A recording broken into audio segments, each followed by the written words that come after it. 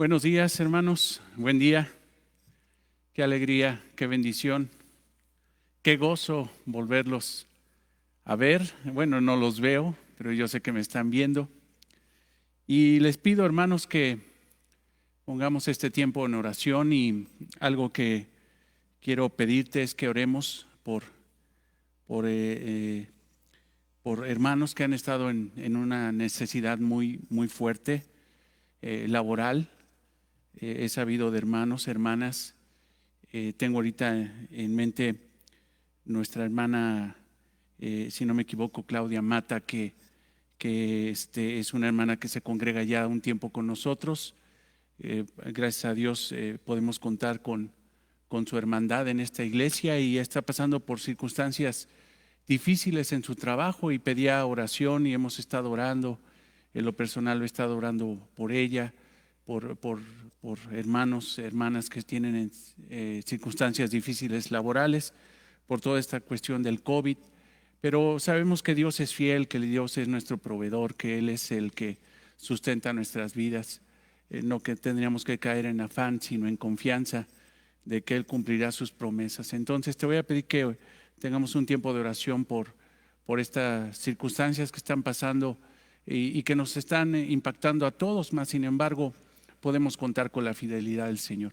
Y también oremos por el estudio de esta mañana, que pues está un poquito fría aquí en la congregación. Fíjate que aquí en la carpa no se siente tan fuerte, pero allá afuera sí está duro el frío, pero confiamos de que vamos a poder dar esta clase y que al ratito pues vamos a tener nuestra reunión dominical. Amado Señor, gracias por permitirnos esta mañana hermosa, Padre. Gracias, Señor, por tu infinita misericordia y bondad, porque tú eres fiel, Señor, porque tú cumples tus promesas. Si tú nos has dado salvación a través de tu Hijo, Señor, ¿cómo no nos darás todas las demás cosas, Señor, que necesitamos para darte gloria, honra y alabanza? Y oramos en esta mañana, Señor, por este estudio. Te pedimos que tú guíes nuestros corazones para que podamos entender y aplicar las enseñanzas. Señor, es la confesión de fe de esta iglesia, pero principalmente, Señor, son las doctrinas fundamentales del cristianismo, Señor.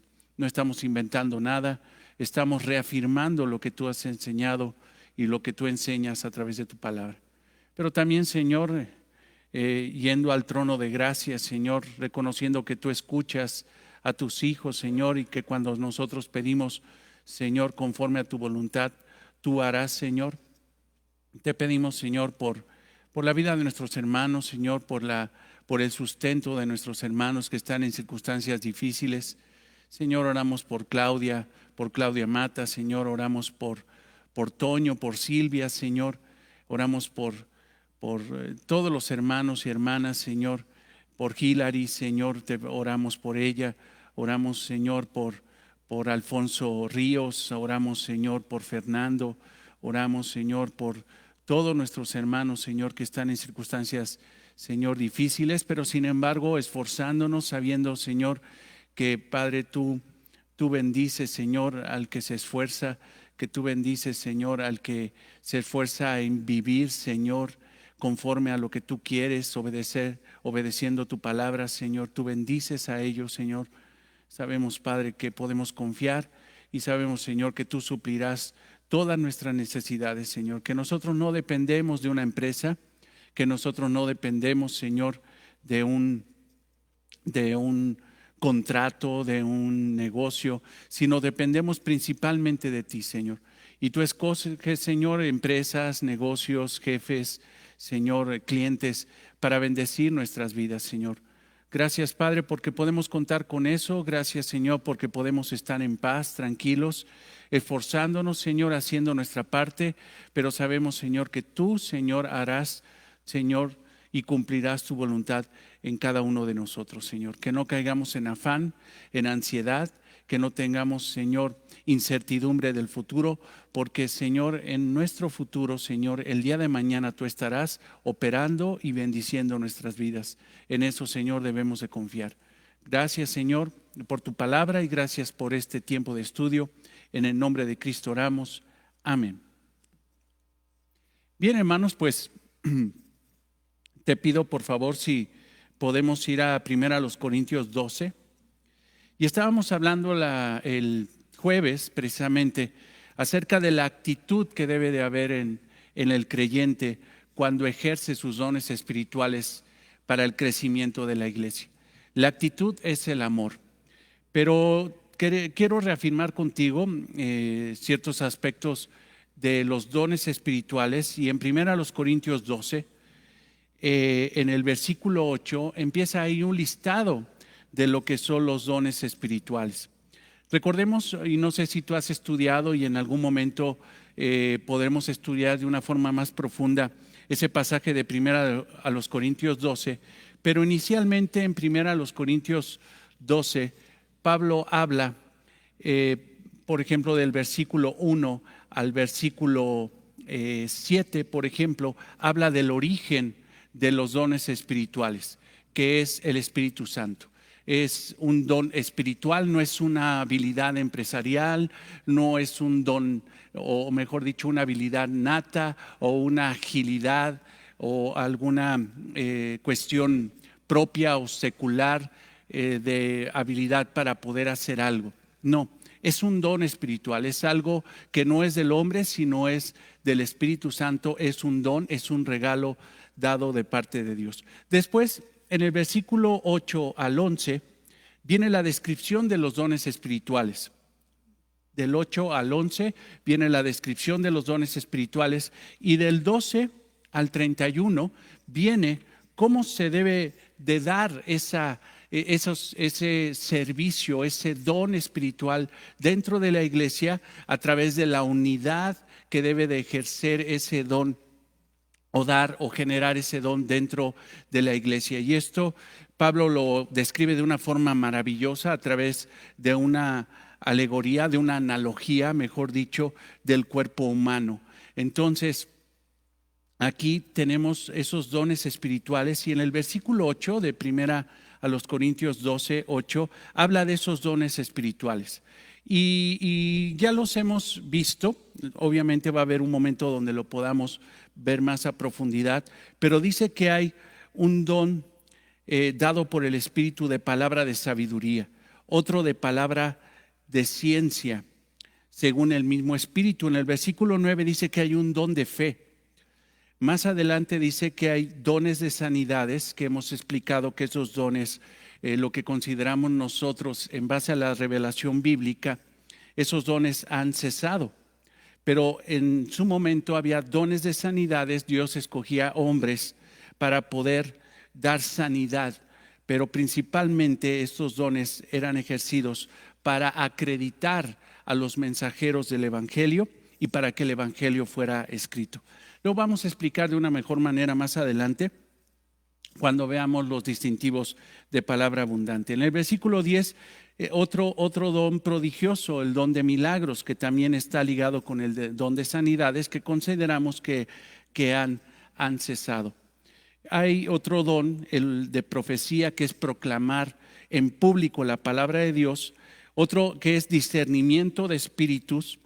Otro que es diversos géneros de lenguas. Estos son de idiomas distintos, donde por medio de eso el Espíritu Santo revelaba o daba nueva revelación de su palabra. Mas sin embargo nosotros creemos que ese don también ha cesado y viene ligado el de géneros de lenguas con interpretación de lenguas. Y esto es sumamente necesario y era necesario en aquel tiempo porque era necesario la traducción de esas lenguas para certificar el mensaje si realmente venía del Espíritu Santo o no, y certificar también si realmente el mensajero era enviado por el Espíritu Santo o no.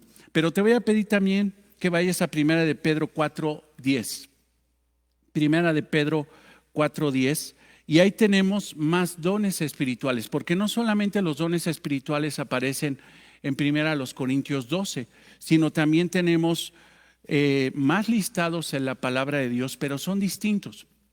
Te digo, eso lo vamos a explicar de mejor manera y nos va a servir como un fundamento valioso para explicar por qué consideramos que el don de lenguas y de interpretación de lenguas ha cesado. Pero eso lo vamos a ver en los distintivos más adelante. Primera de Pedro 4:10. Cada uno según el don que ha recibido. Ministrelo a otros, sirva a otros, como buenos administradores de la multiforme gracia de Dios.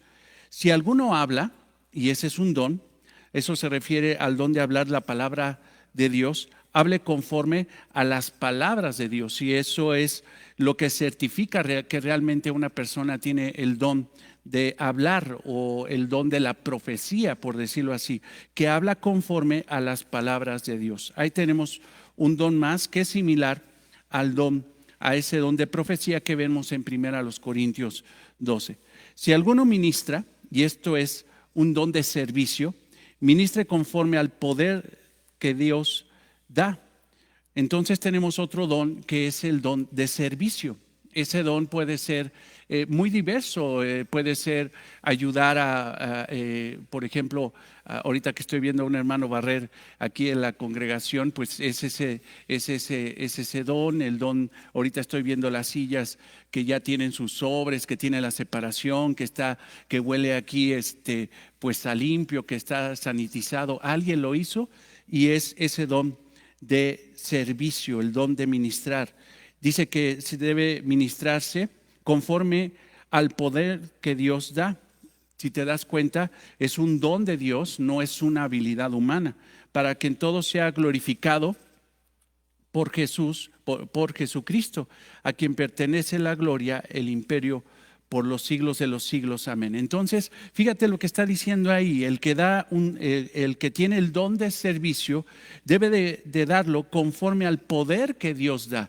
El poder para servir no es del hombre, y como no es del hombre, el hombre no es glorificado a través de este servicio, sino es glorificado a Dios, porque si alguien sirve en la iglesia es porque tiene un don espiritual dado por Dios, y a él tiene que ser la gloria, a él tiene que ser la honra. Pero también te voy a pedir que vayas a otro listado de dones espirituales que tenemos en Romanos 5:8. Romanos 12, 5:8. Romanos 12, 5:8. Así nosotros, dice la palabra de Dios, siendo muchos, somos un cuerpo en Cristo. La misma analogía que utilizó en 1 Corintios 12 Pablo. Y todos miembros los unos de los otros. De manera que, teniendo diferentes dones, los dones espirituales, según la gracia que nos es dado por gracia, no por merecimiento. Si el de profecía, ahí está otra vez, importante ese don, es vigente ese don, no para dar nueva revelación, sino para hablar lo que Dios ya habló a través de su palabra. Profecía, úsese conforme a la medida de la fe. Y eso, hermanos, habla, otra vez Pablo está hablando, lo mismo que habló Pedro en primera de Pedro 4:10, que tiene que hablarse conforme a la palabra de Dios.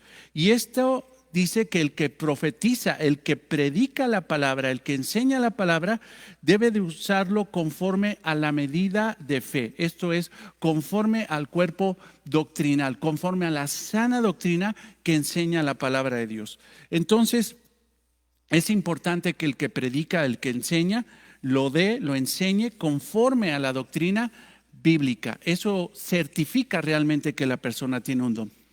Habrá personas que serán muy buenas para enseñar supuestamente la palabra, pero si no enseñan la palabra y enseñan doctrinas humanas, doctrinas ajenas a la Biblia, entonces esa persona no tiene un don espiritual, porque el Espíritu Santo no da un don de enseñanza, un don de profecía, un don de predicación para alterar la palabra de Dios. Eso es definitivo. Versículo 7, o si de servicio. Esta palabra es interesante porque es diaconía, de donde viene diácono. Se refiere a servir dentro de la iglesia, que es similar a ministrar dentro de la iglesia. Dice en el 7, o si de servicio en servir, o el que enseña, que es la habilidad para poder estudiar, interpretar y enseñar la palabra de Dios, debe de serlo en la enseñanza. Dice en servir. Dice en el versículo 7, voy a regresar, o si de servicio en servir, o el que enseña en la enseñanza. ¿De qué? De la palabra de Dios. Entonces, esta hermana que tiene esa habilidad para enseñar, tiene implícitamente la habilidad para estudiar, interpretar y enseñar la palabra de Dios. Versículo 8, el que exhorta, esto es el que llama eficazmente a otros a vivir conforme a la gloria de Dios, a obedecer la palabra de Dios, el que tiene el don de la exhortación. Y esto, hermanos, es importante porque, como hemos hablado la semana pasada, todos estos dones espirituales, si no hay un imperativo que es el amor, de nada sirven. Y el que exhorta no es un regañón, no es un metiche, no es una persona que simple y sencillamente está controlando la vida de otros. El que exhorta tiene un amor por el hermano, la hermana que no puede ver que esté haciendo injusticia, sino que es una persona que cuando ve a su hermano pecar, va y en amor confronta su pecado, sinceramente lo confronta bíblicamente. La exhortación, hermanos, no es un regaño, sino que es un estímulo espiritual para que el que está desviándose de la palabra de Dios, de vivir conforme a la palabra de Dios, es estimulado a que regresar a ese camino. Entonces, la exhortación, hermano, no es un regañón, no es una regañona, sino es un hermano que simple y sencillamente le duele, no permite injusticia en su hermano y lo exhorta a que vuelva a enmendar su camino para que glorifique al Señor. Entonces, dice ahí, el que exhorta en la exhortación, el que reparte, y esto se refiere a un corazón generoso, a un don dado por Dios de generosidad, de un hermano, una hermana que ve necesidad y puede ayudar a un hermano en necesidad, o incluso puede ser alguien que, en el caso de Palabra Abundante, pueda administrar las despensas y que tenga ese don de generosidad, de poder no solamente dar de lo suyo, sino administrar lo de otros para dar. Ese tiene un don espiritual, dice, con liberalidad. Esto quiere decir con sencillez, con integridad, con intención noble, no con intención de un halago, porque muchas veces hay gente que puede dar, pero sin embargo no lo están dando con liberalidad, o sea, con la intención de dar y no recibir algo a cambio. Pero hay gente que da y está esperando favor, o hay gente que da y después alardea de que dio o lo reprocha. Ese tipo de actitudes no hablan de una actitud de amor, no hablan de una actitud espiritual, sino que hablan simple y sencillamente de una actitud carnal. No debe de ser así. Entonces, el que reparte debe hacerlo con liberalidad. El que preside, y esto literalmente se refiere al que está enfrente, al que administra. Esto puede ser mucho relacionado con el liderazgo de la iglesia, con el que preside, el que dirige. Podría ser el asunto de un pastor, de un diácono, que es similar, de un anciano, o de una persona que está dirigiendo, por ejemplo, la alabanza, o de una persona que está dirigiendo la liturgia a partir de dar unos anuncios y pedir a los hermanos tener una actitud de alabanza delante de Dios. Entonces son personas que están liderando en ese momento, presidiendo algún evento dentro de la iglesia. Dice el que preside con solicitud. Y esto de solicitud se refiere a una actitud de esfuerzo y de trabajo.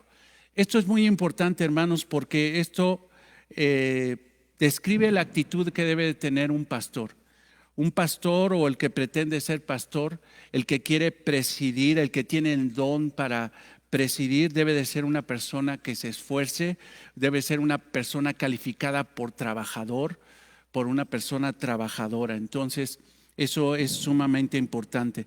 No puede ser pastor una persona floja, una persona que simple y sencillamente viene a ser servido y se va, sino que debe ser una persona que se esfuerza, que viene a servir en lugar de ser servido. El que hace misericordia, ahí tenemos otro don, el don de misericordia, y esto se refiere a los que tratan con simpatía y sensibilidad a los que sufren. Estos deben de entregar su don con alegría. Esto quiere decir con gozo, no con amargura, no con reproche. Si te fijas, hermano, tanto en 1 Corintios 12, como primera de Pedro 4, 10 al 11, o Romanos 12, 5, 8, que te pido que los escribas y los estudies en casa, hablan de la actitud que debe de haber para poder entregar esos dones espirituales para el crecimiento de la iglesia. Te decía la semana pasada que cómo podemos identificar que realmente una persona tiene un don espiritual, o simple y sencillamente es una persona que tiene una habilidad, pero no tiene un don espiritual, no lo tiene. Y eso puede ser incluso distintivo o una señal de que incluso no es cristiana y que se está engañando. ¿Cómo podemos identificarlo? Lo decíamos la semana pasada, el jueves, a través del amor. Un servicio a la iglesia, cualquiera que sea de los que hemos estado viendo aquí a través de estos pasajes, si no tienen amor, si no son servidos con amor, si no son entregados con amor, si no tienen la actitud del amor, porque la actitud del servicio espiritual es el amor. Si no tienen amor, hermano, nada tienen, nada son. No son significativos y no van a ayudar a la edificación del cuerpo de Cristo. El amor, hermanos, puede evitar muchísimos problemas dentro de la iglesia. Los problemas que pueden aparecer dentro de la iglesia o que se presentan dentro de la iglesia, que hermanos, no hay iglesia perfecta. Aún en la iglesia de los Corintios había falta de amor y había problemas.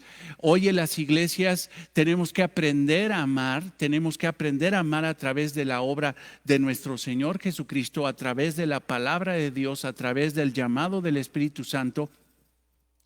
Las iglesias tienen que aprender a amar. Y en el futuro, hermanos, las iglesias seguirán teniendo problemas porque esta situación de aprender a amar, hermanos, es extremadamente necesaria, pero es totalmente confrontante a nuestra naturaleza pecaminosa, hermanos, porque lo contrario al amor es el egoísmo, hermanos. Y aquí en 1 Corintios 13, como lo estudiábamos la semana pasada, el jueves, como te decía, esto es una exhortación tremenda. La preeminencia del amor, hermanos, más allá de ser un pasaje cursi o un pasaje o versículos que se pueden enmarcar y poner en la sala y que se escuchan extremadamente románticos, más allá de eso, hermanos, 1 Corintios 13 es una exhortación durísima. Es una exhortación en amor a los corintios de parte del Espíritu Santo.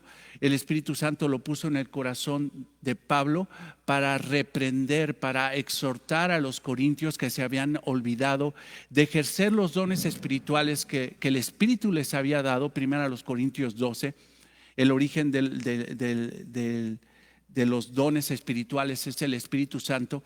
Ellos tenían los dones espirituales, pero se habían olvidado que la esencia, la actitud de los dones espirituales es el amor. Cuando hay servicio sin amor, hay problemas, hermanos. Hay problemas. Porque simple y sencillamente la gente está sirviendo para su propia gloria. Está sirviendo por egoísmo. Pero cuando una persona está sirviendo con la actitud correcta, que es el amor, está dejando a un lado su egoísmo y está considerando sobremanera el beneficio de su hermano. Eso es amor, hermanos. La definición de amor ágape es ese amor, hermanos, que está dispuesto a dar sin esperar nada a cambio, que está dispuesto y tiene una actividad constante, sincera, genuina, de buscar el beneficio a toda costa de su hermano, más allá de buscar su propio beneficio.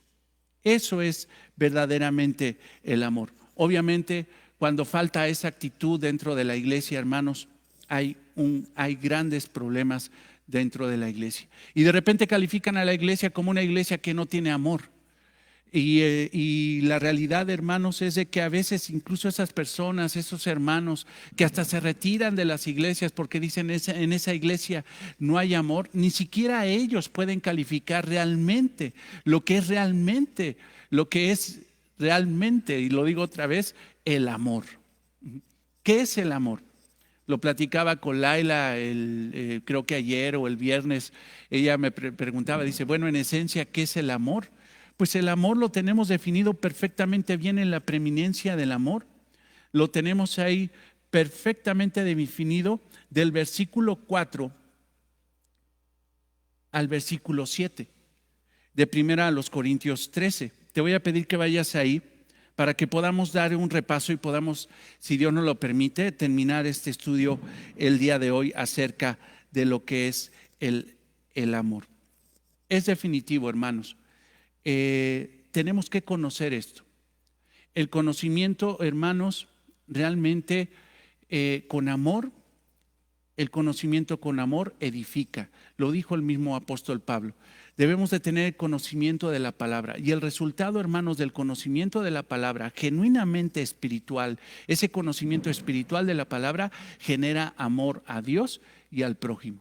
Cuando una persona, hermanos, estudia la palabra de Dios de una forma sincera, de una forma espiritual, esperando encontrar la verdad del Evangelio, lo que produce ese estudio bíblico es amor en la persona. Preocúpate y preocupémonos cuando una persona estudie o cuando tú estudies y en lugar de tener en este estudio bíblico, en lugar de tener amor, tengas envanecimiento. Detente. Arrepiéntete de ese gran pecado, porque realmente la palabra de Dios no causa envanecimiento, sino la palabra de Dios causa amor a Dios y al prójimo. Entonces, fíjate, de este versículo 4, estamos en 1 Corintios 13, la preeminencia del amor. Del versículo 4 al 7 tenemos la práctica del amor. Es importante ver eso, hermanos, porque el amor es una práctica. Es una actitud, es dar, es hacer. Si te fijas en este pasaje, tenemos 15 verbos, 15 verbos. Estos verbos, hermanos, nos hablan acerca de algo que es extremadamente importante acerca del amor. El amor, hermano, es activo. El amor se practica. El amor no es algo subjetivo, sino es algo que se puede medir, es algo que se puede dar, es algo que se puede calificar, es algo que incluso se puede palomear. Y aquí tenemos las actitudes del amor. Obviamente nosotros hemos estudiado, y si tú lo has visto ahí, tenemos 7 aspectos positivos del amor y 7 aspectos negativos de lo que no es el amor. De lo que no es el amor. Fíjate, tenemos ahí 2 definiciones iniciales. Vamos a regresar ahí. El amor es sufrido.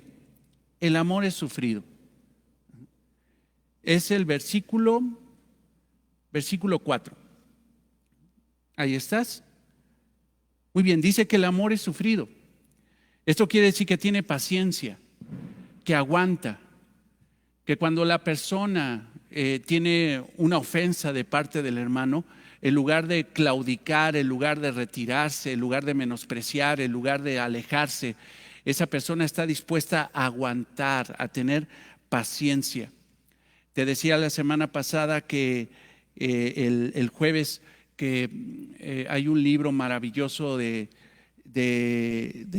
pastorado de John MacArthur, del ministerio pastoral, que viene una serie de resoluciones que definen el amor de un verdadero pastor en su familia, en su matrimonio y en la iglesia. Y estas resoluciones, por ejemplo, hablando de la paciencia, dice: por lo tanto, soportaré la peor conducta de mi hermano o de mi hermana, sin vergüenza y sin venganza, a pesar de las circunstancias.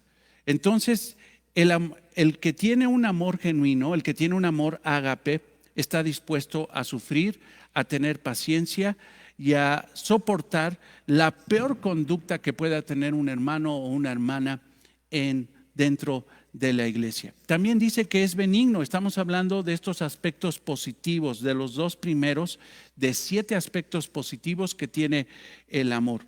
El amor es benigno. Por lo tanto, buscaré con diligencia, dice la resolución, modos para ser activamente útil en la vida de mis hermanos con misericordia y amabilidad. Entonces esto, hermanos, también implica que no solamente es soportar, sino también ser proactivo. Ser una persona no que simple y sencillamente se haga rosquita, que se haga como bolita, como cochinilla aguantando la agresión, con paciencia, sino que también en lugar de hacerse bolita, esa persona se extiende para ser benigno, para buscar y procurar con diligencia el bien de la persona que incluso te está agrediendo dentro de la iglesia. Y eso, hermanos, es algo espiritual, es algo, hermanos, que se debe dar incluso en el momento más donde salen mal los problemas, que es en el momento de servir. Cuando una persona viene, se sienta y se va, viene, escucha, viene, se sienta, escucha y se va, porque ese sería el orden, pues no tendrá muchos problemas en la iglesia. Pero cuando una persona viene a servir, es cuando se encuentra con los problemas dentro de la iglesia. Y como todos estamos llamados a servir, todos podemos estar en esas circunstancias de problemas. Pero si nosotros tenemos amor, debemos realmente superaremos en mucho los problemas. Ahora, vienen una serie de 8 opositores del amor, que son los aspectos negativos de lo que no es el amor. Dice ahí el primero: el amor no tiene envidia. Entonces, hermanos, te lo decía y lo repasamos, la envidia es una actitud pecaminosa, es una actitud del yo, del egoísmo, donde una persona quiere lo que otra persona tiene. No en un sentido santo, sino en un sentido pecaminoso. Pero puede llegar a la peor circunstancia de la envidia, que es desear que la persona no tenga lo que tiene, no tenga lo que Dios por gracia le da.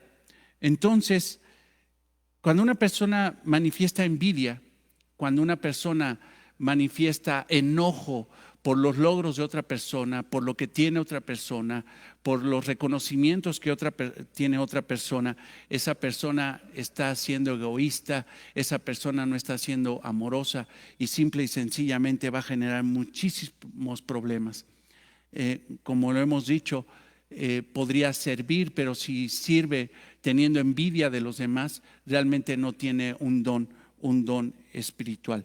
Entonces, esta expresión grotesca del egoísmo humano, de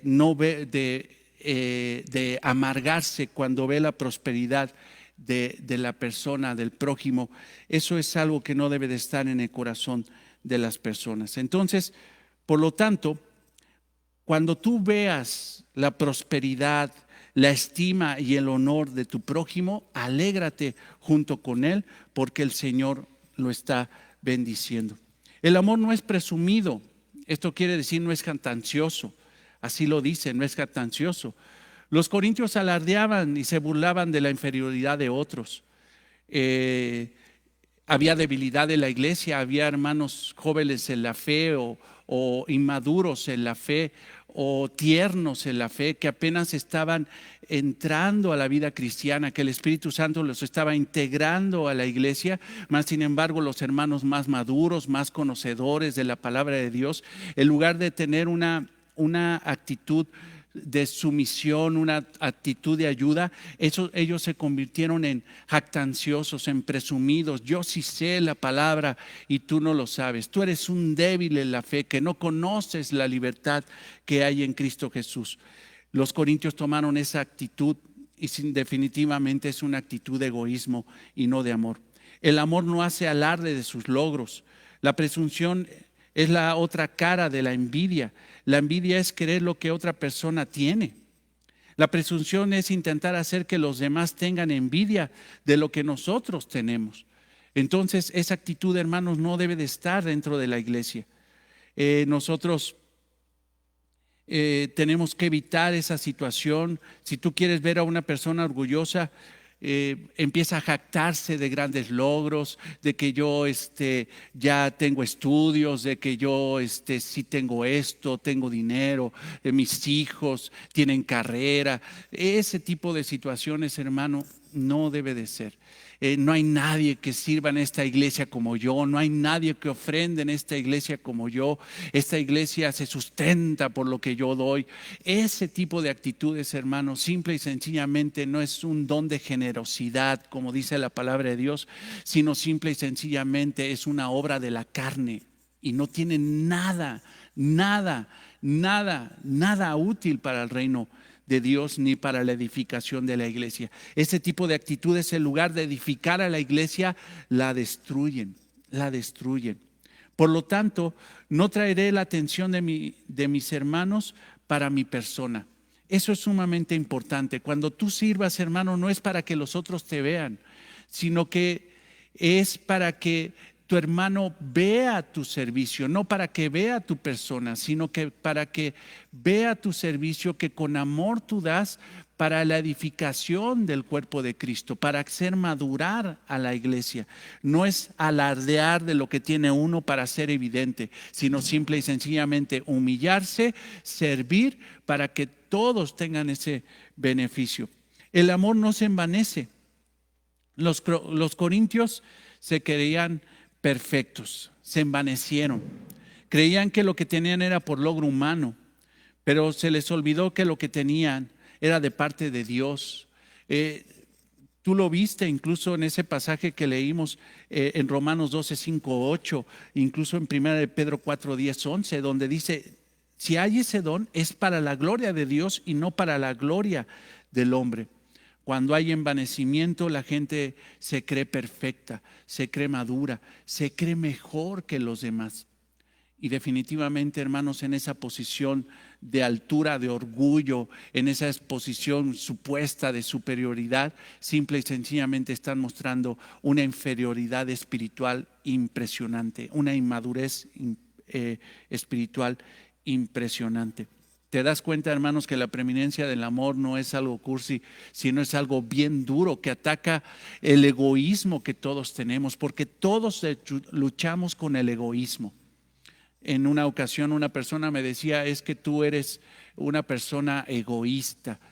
Y la realidad, hermanos, es de que yo, ¿qué le puedo decir?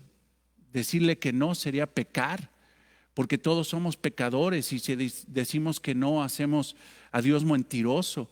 Y la verdad no está en nosotros. Todos luchamos con el egoísmo, todos nos envanecemos, todos procuramos alardear, autoexaltarnos. Pero si está realmente el Espíritu Santo, si realmente la palabra de Dios impera en nuestros corazones y amamos a Dios y amamos al prójimo, nuestro egoísmo va a ser mitigado, nuestra carne va a dejar de ser alimentada para que realmente vivamos y andemos en el Espíritu Santo. Entonces el amor no se envanece, por lo tanto reconozco que no soy más importante que mis hermanos. Todos somos iguales en la iglesia, todos valemos lo mismo delante de Dios, todos somos iguales, no hay diferencia entre nosotros, no hay diferencia. Versículo ahí mismo en ese pasaje del versículo 4 al 7, el amor no hace nada indebido. El amor, hermanos, tiene buenos modales, buenas actitudes. El amor no es grosero, no procede con groserías, no hace nada que ofenda al hermano.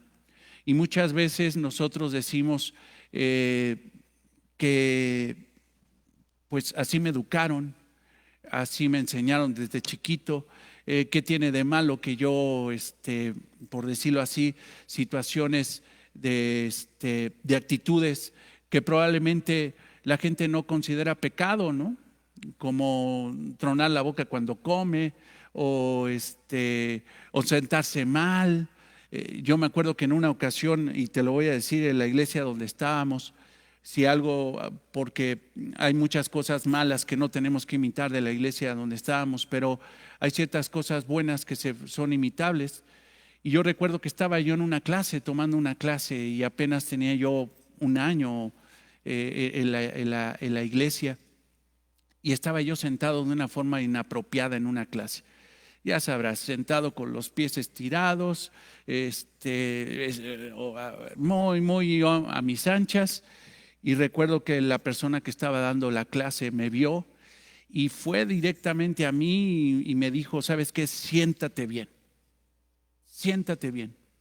Esa forma de sentarse no es correcta. Algo así me dijo. Y yo la verdad agradezco eso porque yo sé que ese tipo de actitudes pueden entristecer a hermanos. Los hermanos no son ciegos, si observan nuestras vidas. Y si realmente tenemos amor, no hacemos nada indebido, nada que incomode al hermano. No podemos llegar a defender nuestros malos modales, diciendo, pues culturalmente así soy, así se acostumbre, así me enseñaron en mi casa, ¿qué tiene? ¿En qué peco? Enséñame en qué parte de la Biblia es pecado. No, probablemente no es pecado, pero simple y sencillamente está ofendiendo a un hermano, está incomodando a un hermano. Y si hay una actitud de amor y de consideración hacia el hermano, uno cambia esa actitud por amor al hermano. Uno peca cuando una persona dice, ¿sabes qué tiene de malo? Y no lo voy a cambiar y así me aguantan. Eso ya es pecado porque es falta de amor, que es el distintivo, uno de los más grandes distintivos de la vida cristiana. Entonces el amor no hace nada indebido, el amor no tiene malos modales, el amor tiene buenos modales, no es grosero. Las groserías, los malos modales brotan, las groserías y los malos modales brotan de la falta de amor. Entonces, el amor está lleno de gentileza. Por lo tanto, no involucraré a mis hermanos en actividad, en situaciones donde mis hermanos se incomoden por mi forma de ser. El amor hace que la persona cambie. El amor hace que las personas cambien. El amor no busca lo suyo. Esto quiere decir que no es egoísta. Los miserables simple y sencillamente piensan en ellos. Los corintios no compartían la comida, buscaban el respeto a sus propios derechos, no querían cambiar, no estaban dispuestos a ceder en sus libertades cristianas, como lo podemos estudiar en 1 Corintios 8. No estaban dispuestos.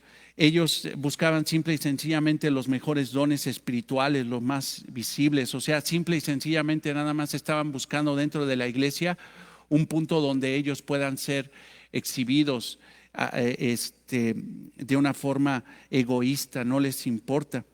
Mas sin embargo, realmente el verdadero amor no busca lo suyo, sino busca lo de los demás.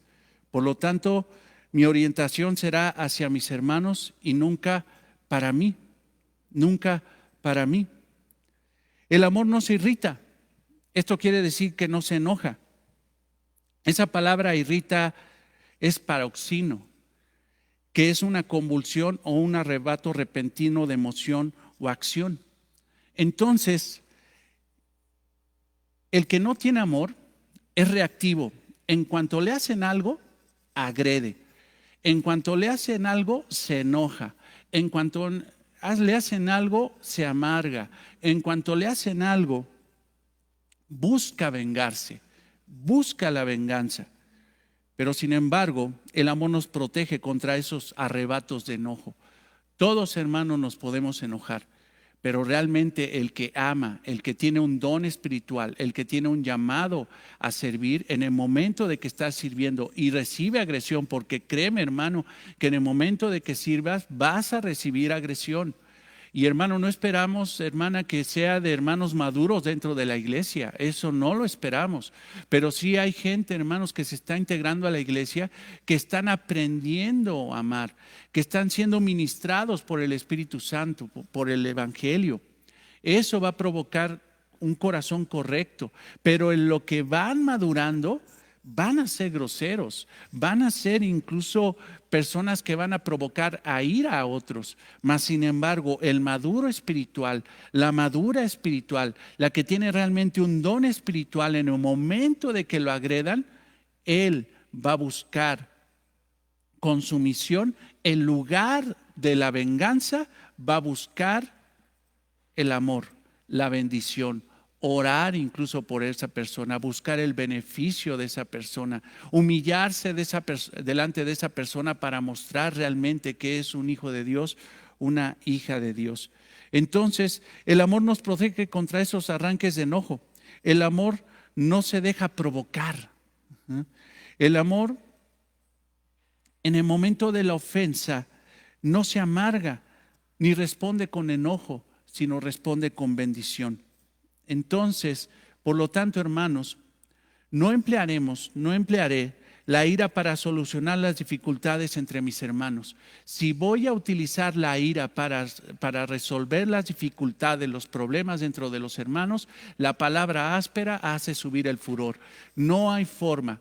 Hermanos, cuando una persona tiene amor en el servicio, va a resolver los momentos críticos en el servicio, los problemas que va a haber en la iglesia, porque la iglesia no está exenta de problemas, los va a solucionar no con ira, sino con amor.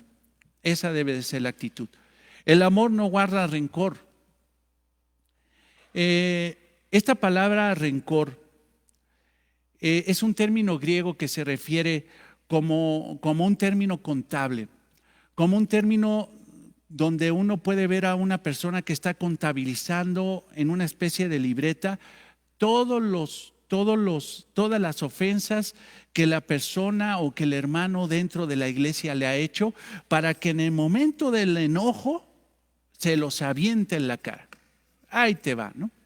Y de repente he visto gente que puede pasar meses de resentimiento, de rencor, apuntándolo para que en el momento de que sale la dificultad con el hermano, le empieza a aventar cosas de hace 5, 6, 7, 8 meses. Y es que tú hace un año me hiciste esto, me hiciste el otro. Esa actitud, hermanos, no es la actitud del amor, porque el amor no guarda rencor. El amor no está guardando una lista de situaciones y de ofensas para reprocharlas. El amor está negado a retener las ofensas. El amor está en una posición incluso hasta de olvidar la ofensa lo más rápido posible. El amor entiende lo que dice el apóstol Pablo, donde dice que no se ponga el sol ante el enojo. Que nosotros tenemos que solucionar esas situaciones rápidamente cuando tenemos una controversia con algún hermano. No le damos pie al diablo para caer en resentimiento y estar soltando una lista de reproches y de resentimientos. No es así. Por lo tanto, nunca guardaré rencor a mi hermano. Hermanos, esto es tremendo. Porque muchas veces la gente quiere servir en la iglesia. Yo quiero enseñar, yo quiero cantar, yo quiero tocar, yo quiero manejar el audio, yo quiero estar en las mesas ahí de venta, quiero arreglar el salón, quiero venirlo a limpiar, quiero hacer muchas cosas, arreglar tantas cosas que se pueden hacer en la iglesia. Pero hermanos, si no hay esta disposición, no hay realmente un llamado espiritual. Si no hay amor, no hay realmente un llamado espiritual. Otro aspecto de lo que no es el amor no se goza de la injusticia. El amor nunca encuentra satisfacción en el pecado dentro de la iglesia. Y esto probablemente Pablo lo estaba diciendo en relación a aquellos que estaban solapando, tolerando el pecado de aquel que se acostó con su madrastra dentro de la misma epístola a los Corintios, en la primera epístola. O sea, es como si Pablo dijera, ¿cómo es posible que ustedes toleraran eso? ¿Que no tenían amor por el hermano? ¿No tenían una situación de amor a la iglesia? ¿Por qué toleran el pecado? ¿Por qué se gozan de la injusticia? Entonces, el que realmente ama a su hermano no se goza viéndolo pecar, sino que de inmediato va y busca y lo confronta en amor. Como dice la palabra de Dios en Mateo 18:15, si ves a tu hermano pecar, ve y habla tú y él solo. Si te escucha, confróntalo, y si te escucha, has ganado un hermano. El verdadero amor, hermano, no encuentra satisfacción en el pecado, sino que es reactivo, va y en piedad, en justicia, en verdad, en honestidad y con humildad confronta el pecado del hermano, del matrimonio o de aquel que está haciendo mal. el que verdaderamente ama no soporta la falsa doctrina y la señala. No se goza de la injusticia. El amor no se goza cuando se practica el pecado o cuando ve a otros pecar. El amor procede para confrontar ese pecado en amor. Hacer cosas indebidas es malo en sí mismo. Pecar es malo, pero gozarse del pecado y del pecado de otros y tolerarlo es mucho peor. Entonces, hermano, quiero decirte una realidad espiritual, hermana. Si tú ves a un hermano pecar dentro de la iglesia y no haces nada y te callas, tú estás siendo tan pecador como esa persona. Tan pecador porque no tienes amor por la santidad de Dios, no tienes amor por el hermano. Cuando veas a tu hermano pecar, tienes que ir directamente y decírselo, y lo más pronto posible. Tienes que decírselo. Mas, sin embargo, pues la indiferencia también es deleite. La indiferencia simple y sencillamente es aceptación. Así déjalo, total. Es aceptación. Si tú no aceptas pecado en tu vida, ¿por qué vas a aceptar pecado en el que amas?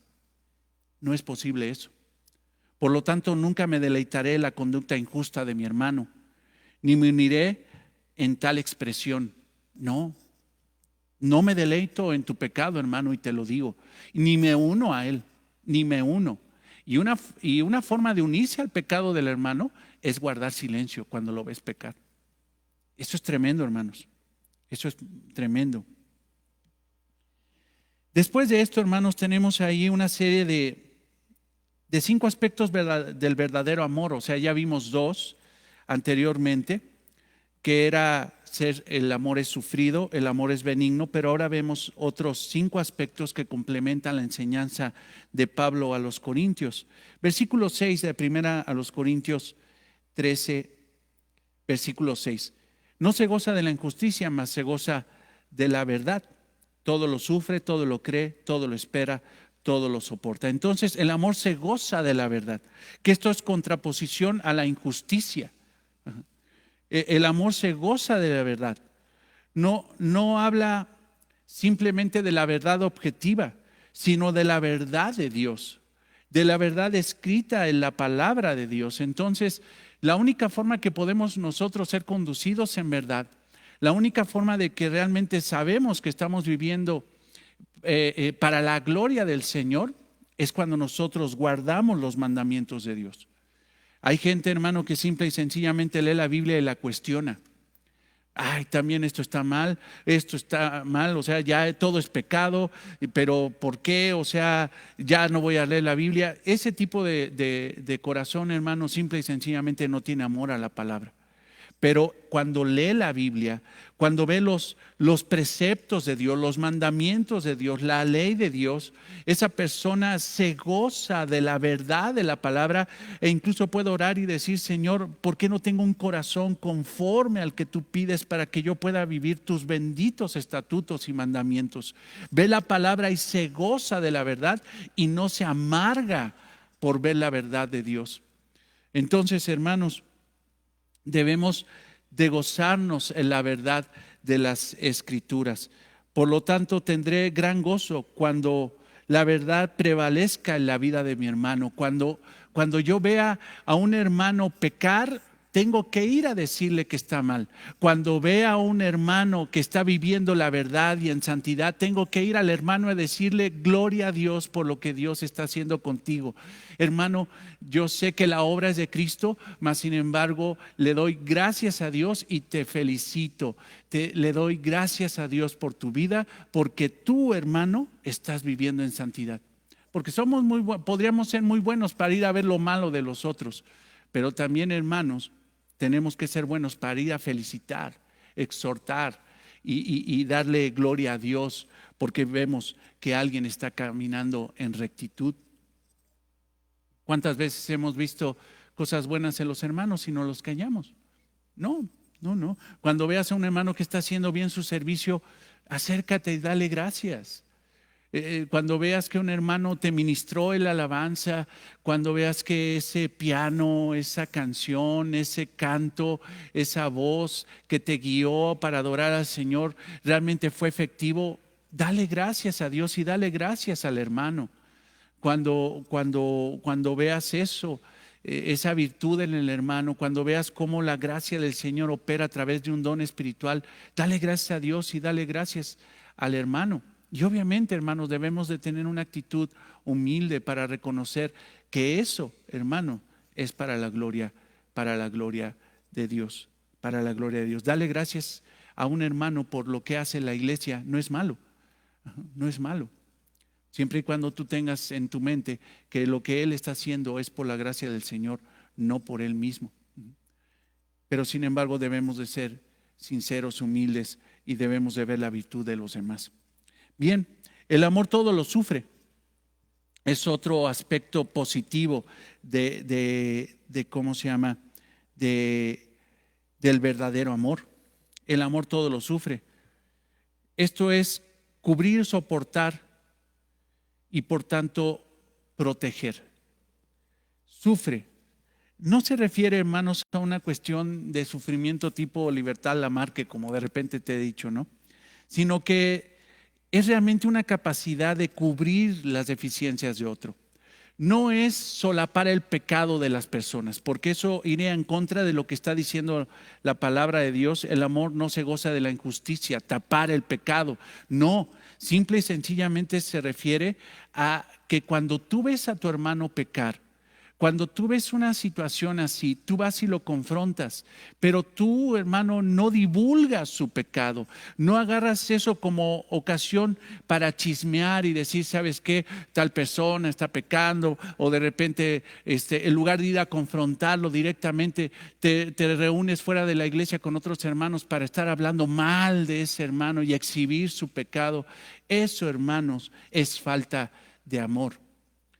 Bien lo dice el Señor Jesucristo en Mateo 18:15, cuando veas a tu hermano pecar, no vaya, o sea, no está diciendo ve y díselo a todos, no, ve y confróntalo en secreto, en corto, no se lo digas a otros, en corto. Y si te escucha, has ganado un hermano. El amor genuino no chismea del pecado de otro o escucha los chismes de otro. Algo que he estado exhortando dentro de la iglesia, hermanos, es evitar el chisme, evitar esas situaciones horribles, hermano, dentro de la iglesia. De repente, hermanos, llega alguien y me dice, oiga, hermano Raimundo, pastor, como me quieran decir, quiero hablar con usted o quiero hablar contigo. Con gusto yo lo platico. ¿De qué, hermano? Hermana, ¿de algo o de alguien? De algo vamos a platicar. Ajá. Pero si la persona me dice, no, es que quiero hablar de alguien, en ese momento, hermano, yo ya tomé la costumbre de detenerlo y decirle, ¿sabes qué? ¿Ya hablaste con esa persona con la que de la que quieres hablar conmigo? Porque la palabra de Dios dice que tú tienes que ir a hablar con esa persona, ¿no? Obviamente como pastor en la iglesia podría escuchar, pero yo no voy a resolver un conflicto entre hermanos. El llamado de la palabra de Dios es que los hermanos resuelvan su conflicto en secreto. Entonces, hermanos, quitemos el chisme. Cuando alguien quiera hablar de algo de la iglesia con nosotros, hablemos. Pero si alguien quiere hablar de alguien contigo, alguien que no eres tú y que es otra persona, deténla. Dile, yo no participo en ese tipo de situaciones. Ve y habla directamente con la persona. Yo no lo voy a resolver. E incluso es sano para tu corazón evitar los chismes, porque, hermano, somos carne. Aún, hermano, no estamos glorificados. Aún somos pecadores, hermano. Y cuando alguien viene a darnos información de otra persona que no nos incumbe, podemos utilizar esa información para amargar nuestro corazón o para atacar a la persona. Entonces, el amor todo lo sufre. Es cubrir la deficiencia del hermano y no estarlo divulgando. Aun cuando el pecado es cierto, el amor procura corregir corregirlo con el mínimo de heridas y daños para la persona culpable. El amor nunca protege el pecado, lo hemos dicho, pero está muy dispuesto a proteger al pecador. Cristo nos justificó, nos cubrió con su justicia. Así debe de cubrir un pecador, o así uno tiene que cubrir el pecado de nuestro prójimo. No tolerarlo, sino no divulgarlo. Por lo tanto, públicamente mantendré en silencio las faltas de mi hermano. Públicamente mantendré en silencio las faltas de mi hermano. No lo voy a divulgar. Si voy a hablar de mi hermano, va a ser con él o con una persona que tenga la madurez espiritual para poderme guiar y realmente ayudar en lugar de destruirlo. El amor todo lo cree. El amor, además de sufrir todas las cosas, también este verdadero amor todo lo cree. El amor no es desconfiado ni cínico. Cuando arroja lo malo sobre algo que ya fue pasado, simple y sencillamente, ¿cómo te lo explico? O sea, el amor simple y sencillamente no procura estar recordando las deficiencias de otro, sino tiene la capacidad de poder ver a la persona como va a ser en Cristo. Por eso, hermanos, esta iglesia es maravillosa, porque a pesar de que estamos creciendo, a pesar de que Dios está quitando muchas cosas de nosotros a través de su palabra, el amor, hermano, todo lo cree. El amor ve lo que Cristo va a hacer y no lo que es en ese momento el hermano que está siendo perfeccionado, madurado, que aún tiene que hacer muchas cosas, cambiar muchas cosas para la gloria de Dios. Entonces, el amor tiene la capacidad de creer que viene un cambio positivo para la persona. Es creer eso. No es amargarse y decir, tú nunca vas a cambiar. No, el verdadero amor todo lo cree. Por lo tanto, mostraré una creencia y confianza en mi hermano inamovible.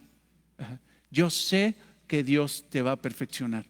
Y yo no te veo hoy como eres, sino quiero verte hoy como vas a ser en un futuro. Eso es el verdadero amor. El amor todo lo espera. Cuando las cosas no pintan bien, cuando parece que la fe en alguien se está acabando, el amor hace surgir la esperanza para aferrarse a ella. Mientras que la gracia de Dios esté operando, el fracaso humano nunca es definitivo. Esto, hermano, es maravilloso. Lo dice el comentario bíblico de John MacArthur. Fíjate, mientras que la gracia de Dios esté operando, el fracaso humano nunca es definitivo.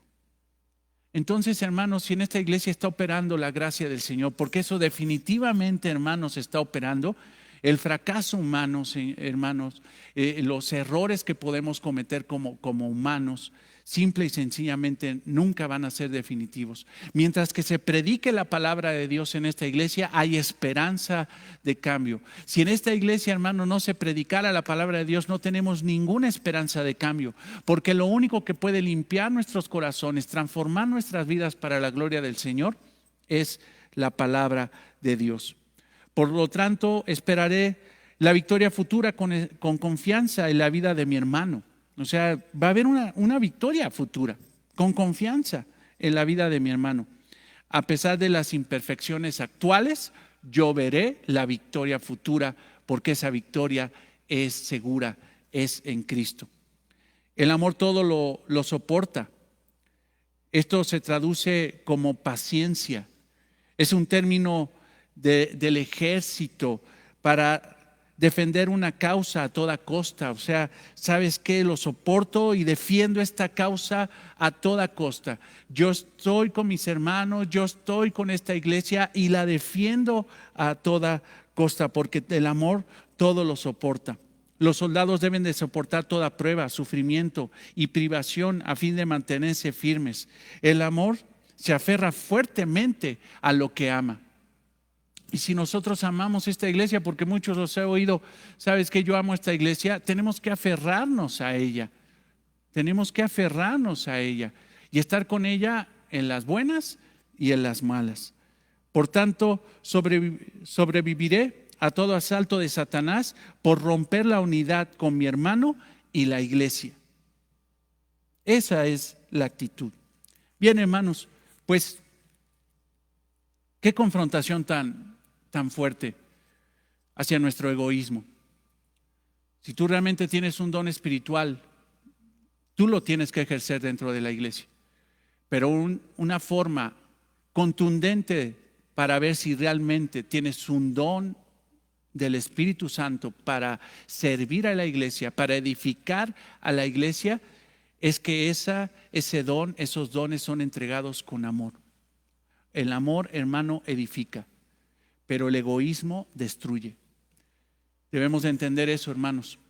Yo te invito a que sirvas en la iglesia cuando venga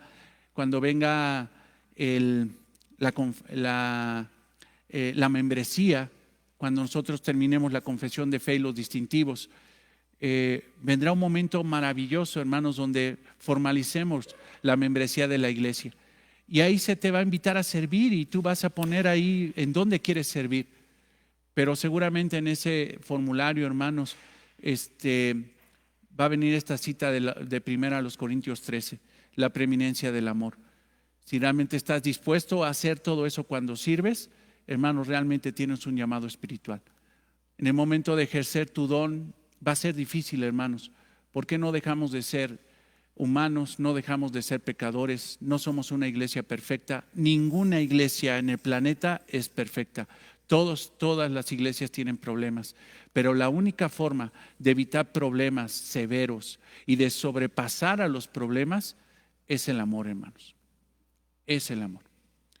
Amado Señor, te damos gracias por este estudio y te pedimos, Señor, que estas verdades espirituales se hagan carne en nuestra vida. Lo pedimos en el nombre de Cristo y te doy gracias por la vida de mis hermanos que en un rato se van a enlazar, Señor, para que recibamos la predicación. Y también oramos, Señor, por aquellos que van a venir para que los traigas con bien y puedan integrarse a la adoración de este domingo. Tanto los que están en línea como los que estaremos aquí, Señor, todos estaremos para gloria y honra tuya. Todo esto lo pedimos en el nombre de Cristo. Amén. Dios los bendiga, hermanos. Nos vemos en un ratito. Buen provecho en su desayuno. Nos estamos viendo en un rato. Nos vamos a tomar un cafecito y nos vemos al rato. Bendiciones, hermanos.